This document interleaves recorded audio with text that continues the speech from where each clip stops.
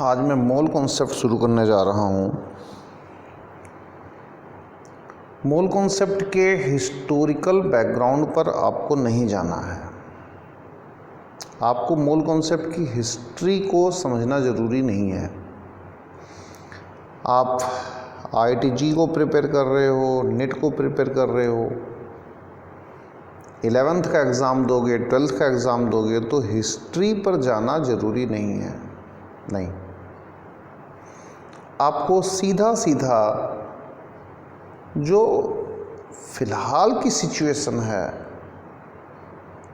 फ़िलहाल की सिचुएशन में आप क्वेश्चंस को कैसे टैकल कर सकते हैं, उनके फंडामेंटल्स पर जाना ज़रूरी है।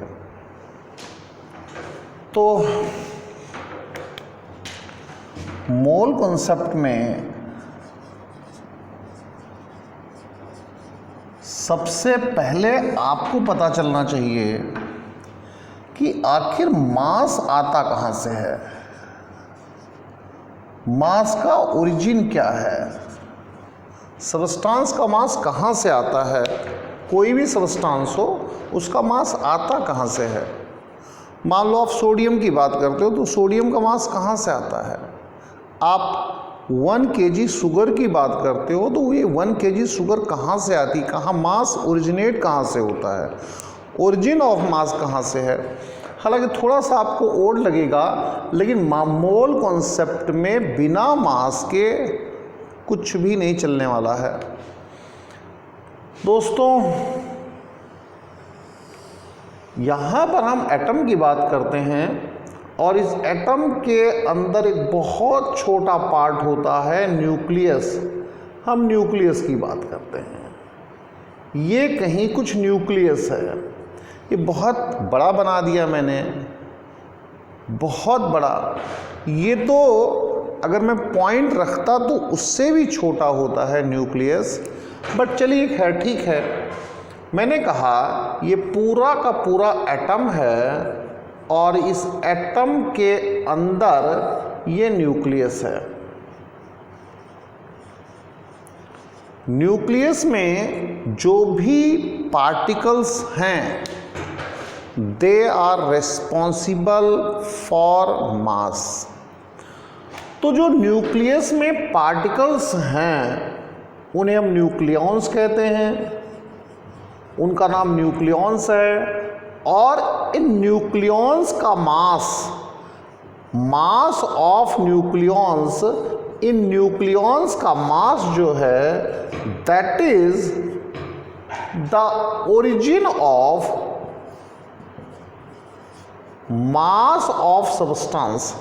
यही मास ऑफ सबस्टांस के लिए रिस्पॉन्सिबल है।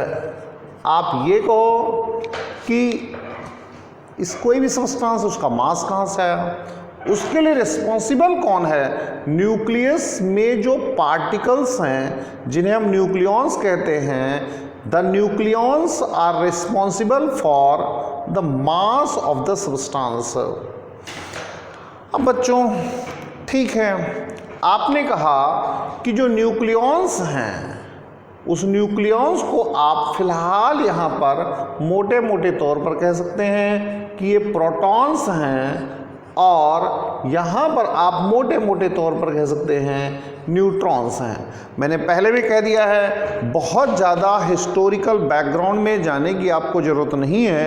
आपको तो एक ऐसा सिस्टम डेवलप करना है जिससे कि आपके न्यूमेरिकल प्रॉब्लम्स होने लग जाएं। तो फिर दोबारा से देखिए, ये एटम है, इसमें न्यूक्लियस है।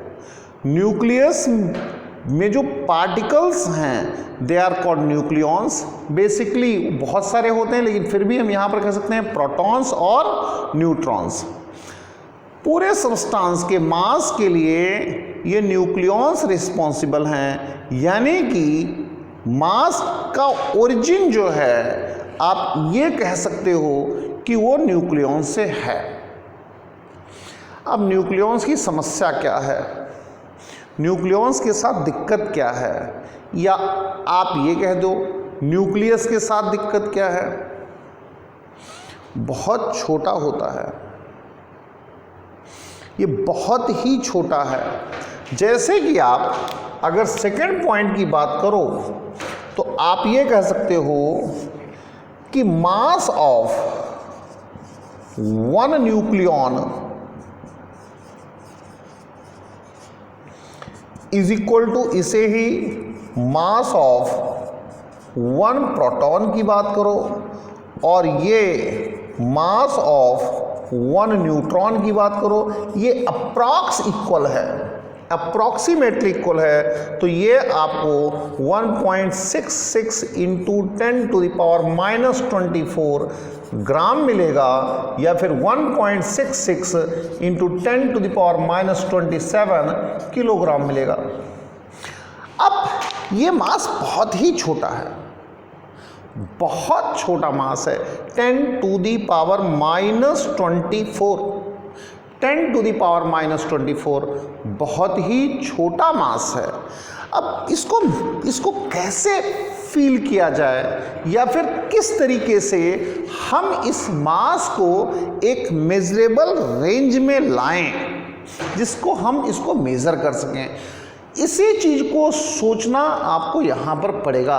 अगर ऐसा क्या किया जाए कि ये एक ऐसी रेंज में आ जाए जिसको हम किसी तरीके से मेज़र कर लें, हम फील कर लें कि हाँ ये फीलिंग रेंज में आ रहा है। चलिए, साइंटिस्ट या हम कहें कि हमने यहाँ से सोचना शुरू किया कि भैया ठीक है, मास ऑफ वन न्यूक्लियॉन ये 1.66 इंटू 10⁻⁻24 ग्राम है। अगर मास ऑफ वन न्यूक्लियॉन 1.66 इंटू 10⁻⁻24 ग्राम है, तो हम एक ऐसे ही फालतू में एक अटेंडम, एक नंबर ले लेते हैं, अपने आप ही ले लेते हैं। मैंने फिर कहा हिस्टोरिकल बैकग्राउंड में मत जाओ, हमने एक नंबर ले लिया, लेट एज्यूम अ नंबर, एक नंबर ले लिया n, ऐसे ले लिया। आप कह सकते हैं since mass of one nucleon this is equal to 1.66 into 10⁻⁻24 gram, तो आप यहां पर कह सकते हो mass of n nucleons, this is nucleon, this will be equal to 1.66 into 10⁻⁻24 gram into n। मैं फिर दोबारा से कह दूं, हमने एक नंबर एज्यूम कर लिया n, mass of one nucleon, nucleon means either proton or neutron, that is 1.66 into 10⁻⁻24 ग्राम। अब आप ये कहो मास ऑफ n न्यूक्लियॉन्स, तो आपके पास यहां से हो जाएगा 1.66 इंटू 10⁻⁻24 ग्राम इंटू n।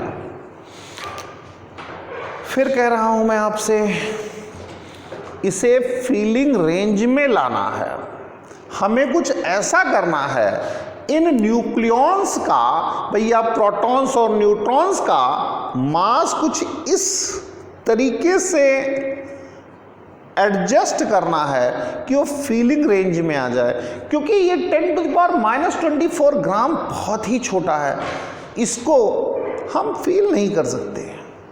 तो फीलिंग रेंज में क्या है, आप कहो कि 1.66 इंटू 10⁻⁻24 इंटू n ग्राम फीलिंग रेंज में क्या है भाई, ये 1 ग्राम है फीलिंग रेंज में, 1 ग्राम है फीलिंग रेंज में। आप क्या करो, ग्राम से gram cancel, 1.66 into 10 to the power -24 into n is equal to 1 आ गया, और n is equal to 1 upon 1.66 into 10 to the power -24 आ गया। और n की वैल्यू अगर आप निकालोगे तो ये approximately 6.02 into 10 to the power 23 आएगी। और मेरे दोस्तों यही एवोगाड्रोस नंबर है, यही एवोगाड्रोस नंबर है। तो मैंने एवोगाड्रोस नंबर की बात शुरू में नहीं करी थी, नहीं, मैंने एवोगाड्रोस नंबर की बात शुरू में नहीं करी थी। मैं आपको रटवाना नहीं चाहता हूं, मैं ये चाहता हूं कि आप सिस्टम को समझिए। ठीक है, एक न्यूक्लियॉन का मास, एक प्रोटॉन के मास को कह दो, एक न्यूट्रॉन की मास को कह दो, वो 1.66 इंटू 10 टू द पावर -24 ग्राम था। इस -24 ग्राम को समझ पाना, फील कर पाना, मेजर कर पाना बहुत ही मुश्किल था। इसीलिए एक नंबर एज्यूम कर ली कि इतने न्यूक्लियॉन्स का मास कितना हो जाएगा, इतना कर दिया। और उसे फीलिंग नहीं, 1 ग्राम को तो हम कह सकते हैं हाँ कुछ सिग्निफिकेंट है उसका, तो हमने 1 के इक्वल रख दिया। और यहां से n की value 6.02 into 10 to the power 23 आ गई। भाई यही तो एवोगाड्रोस नंबर है, यही एवोगाड्रोस नंबर है। तो आप अब यहां से कह सकते हो थर्ड पॉइंट में कि एवोगाड्रोस नंबर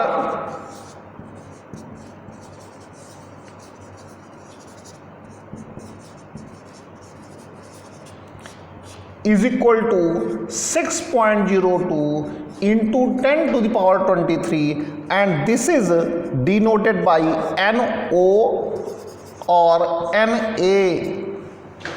आपसे कोई पूछ सकता है कि ये NO या NA या एवोगाड्रोस नंबर आया कहाँ से?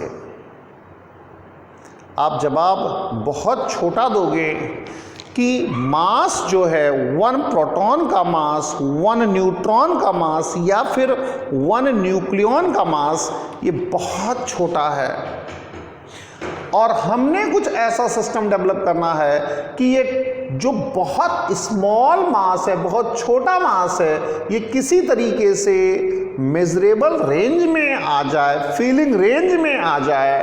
तो हमने एक नंबर एज्यूम कर लिया n, mass of 1 nucleon is equal to 1.66 into 10 power -24.